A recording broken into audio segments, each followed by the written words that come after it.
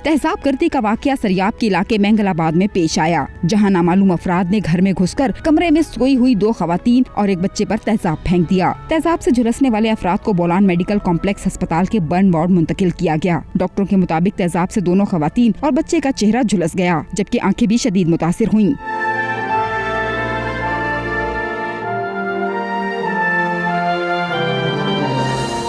मुतासरा अफराद के लवाहिकीन ने बताया कि चंद दिन कबल उनकी लड़ाई अपने एक रिश्तेदार से हुई थी, जिसने उन्हें संगीन नताइज की धमकियां भी दी। दुश्मनी वजह से हमने उसके साथ लड़ाई किया, उसको जो है ना जाने दिया। उसने बोला हम जो है ना आपको देख लेंगे। हमारा एक साली था, एक हमारा सालियत है, वो हमारे एक ससुर की का जो है बीवी था, जला के चला गया। पुलिस ने मुकदमा दर्ज करके मुल्जिमान की तलाश शुरू कर दी है। कैमरामैन आमिर हुसैन के साथ बुशरा कमर, 92 न्यूज़, कोयटा।